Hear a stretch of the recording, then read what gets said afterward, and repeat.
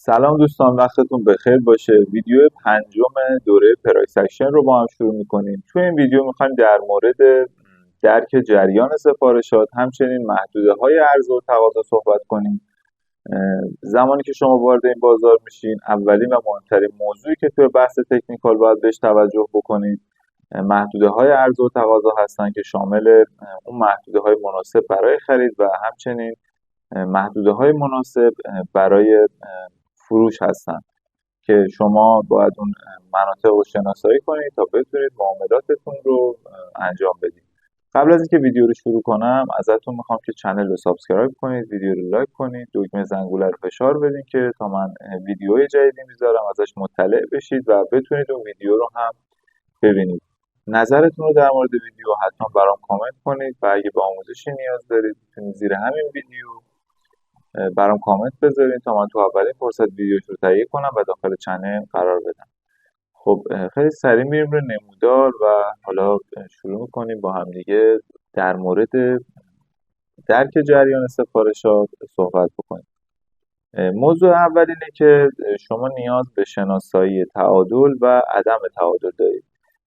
عدم تعادل و تعادل مربوط میشه به همون مبحث رنج ها و روند ها که زمانی که ما تعادل داخل بازار داریم، زمانیه که حالا ما هیچ روندی رو داخل بازار نمیتونیم ببینیم و این محدوده ها رو من با این 4 تا باکس مشخص کردم که محدوده های تعادلی هستن و زمانی که عدم تعادل اتفاق میفته اون زمانی که شما میتونید به معامله ورود کنید و برای اینکه اون جریان سفارشات رو بتونید درک بکنید باید این محدوده های تعادل و محدوده های عدم تعادل رو بتونید شناسایی کنید. ببینید دوستان، اگه ما یک مقدار بخوایم روی نمودار دقیق‌تر بشیم، ما از اینجا تا اینجا حالا یک روند نزولی رو داخل بازار داریم می‌بینیم و حالا این منطقه رو به عنوان یک پولبک میتونیم در نظر بگیریم. اینجا بازار ما هیچ روندی نداشته و داخل یک محدوده تعادلی بوده و زمانی که شما یک محدوده تعادلی رو می‌بینید باید سعی کنید که مناطقی که داخلش استاپ لاس هست رو برای خودتون شناسایی بکنید.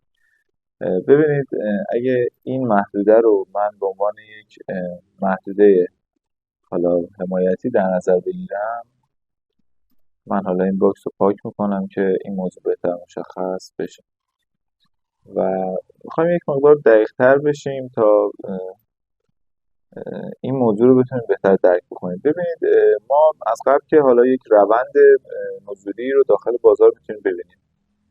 این شادوها و حالا این پولبک ها با توجه به اینکه اون اولین سطح برای ما شکسته شده، یعنی اولین پولبک ضعیفی که بازار زده بوده با این کندل شکسته شده، اینجا یک سری خریدار وارد مارکت شدن و حالا سعی کردن که قیمت رو به سمت بالا هدایت بکنن، اما چون که ما از قبل یک روند نزولی داشتیم، یک سری جریان سفارشات فروش میتونم بگم که از این محدوده ها، حالا اگه من میخوام با یک خط رسمش کنم،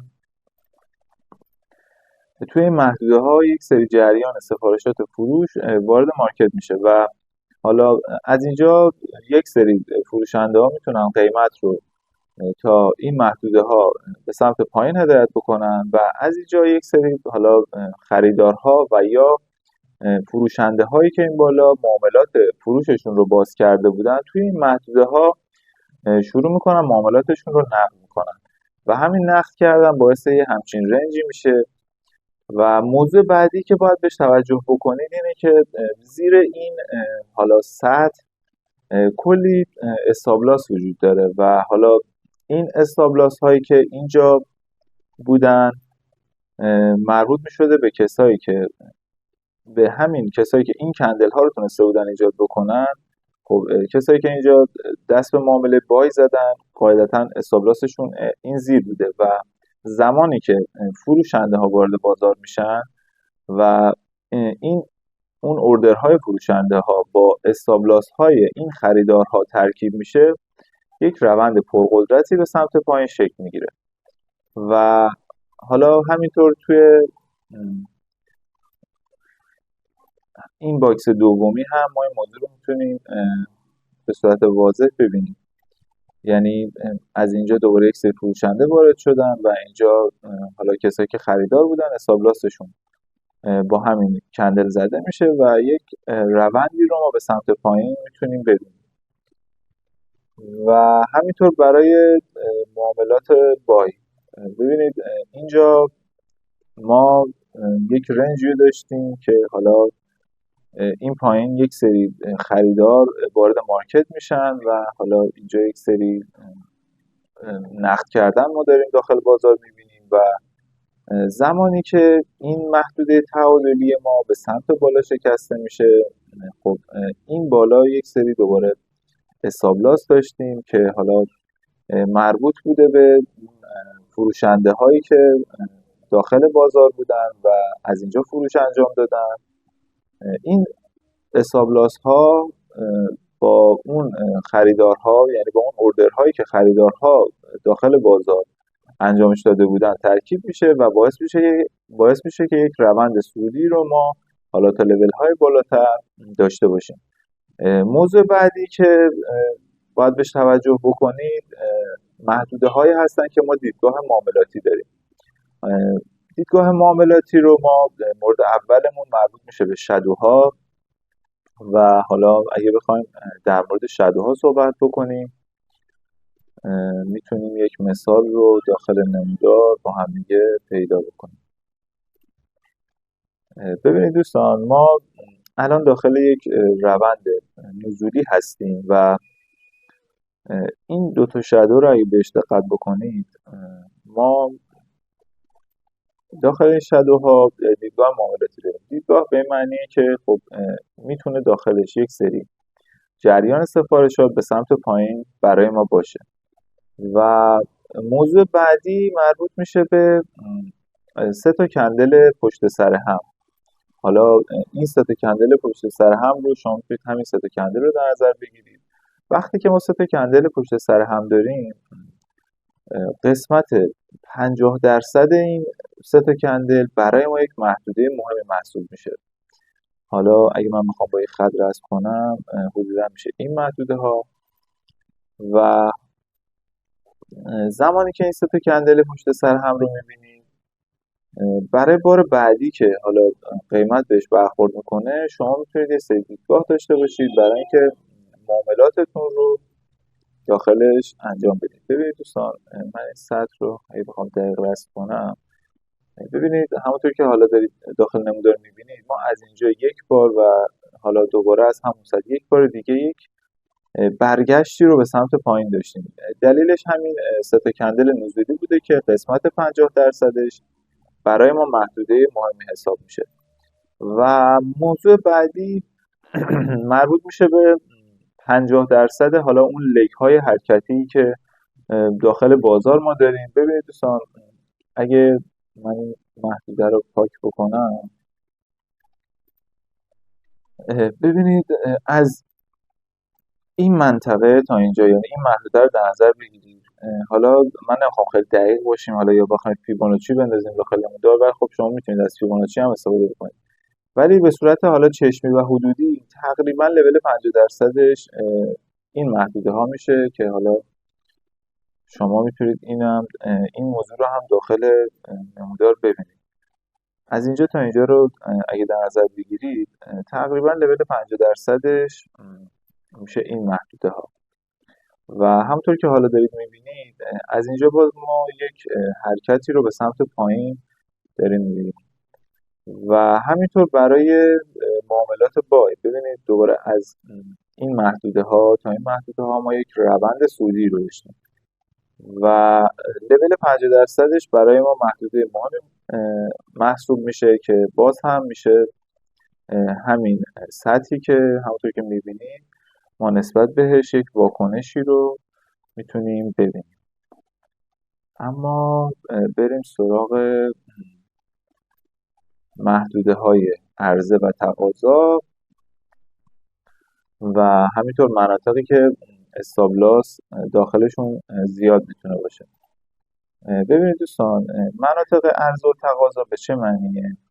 مناطق تقاضا مناطقی هستن که قیمت مناسبی هستن برای اینکه ما یک خریدی رو انجام بدیم، یعنی برای معاملات بای. و مناطق حالا ارز مناطق مناسبی هستن برای اینکه ما بخوایم یک سری فروش انجام بدیم و معاملات فروش رو به سمت پایین داشته باشیم. حالا این محدوده ها رو ما میتونیم داخل نمودار شناسایی بکنیم و یه تصمیم بهتری بگیریم برای اینکه بخوایم به کدوم سمت معاملاتمون رو انجام بدیم. خب ببینید دوستان، اینجا باز ما یک کندل خیلی قدرتمندی رو میتونیم داخل نمودار ببینیم و لول های 30% برای ما محدوده مناسبی محسوب میشه که ما بخوایم یک سری معاملات فروش رو انجام بدیم.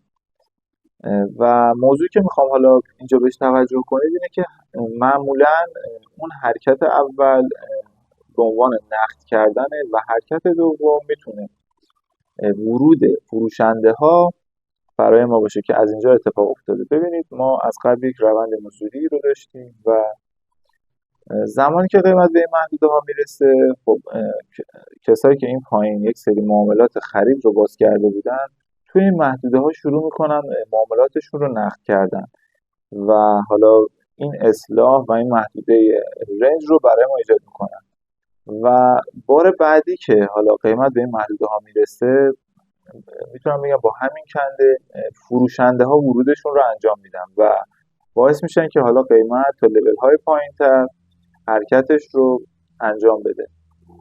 و همینطور حالا اگه ما بخوایم یک محدوده تقاضا رو برای خودمون پیدا کنیم، میتونیم این محدوده ها رو انتخاب کنیم. ببینید دوستان، اینجا باز ما 3 تا کندل سودی داشتیم که 50%ش برای ما میتونه محدوده مهمی باشه و همینطور که حالا دارید میبینید دوباره ما اینجا میتونیم نقد کردن رو ببینیم، یعنی حالا کسایی که اینجا خرید کرده بودن اینجا معاملاتشون رو نقد کردن و باعث این اصلاح شدن و برای بار دوم که قیمت به این محدوده ها میرسه دوباره خریدارها این بار ورودشون رو انجام میدن و باعث میشن که یک روند سودی به سمت بالا برای ما شکل بگیره. خب دوستان، این ویدیو همینجا به پایان رسید. امیدوارم که براتون مفید بوده باشه. سوالاتتون رو میتونید داخل کامنت ها یا از طریق پیج این اینستاگرام دایرکت بفرستید. من سعی میکنم که تو اولین فرصت سوالات رو جواب بدم. اگه به آموزشی نیاز دارید که مربوط میشه به بازار فارکس، باز هم میتونید زیر ویدیو برام کامنت بذارید تا من تو اولین فرصت ویدیوش رو تهیه کنم و داخل چنل قرار بدم. ممنون میشم که ویدیو رو لایک کنید، چنل رو سابسکرایب کنید و دکمه زنگوله رو فشار بدین که ویدیوهای بعدی رو از دست ندید. تا ویدیو بعد، خدا نگهدار.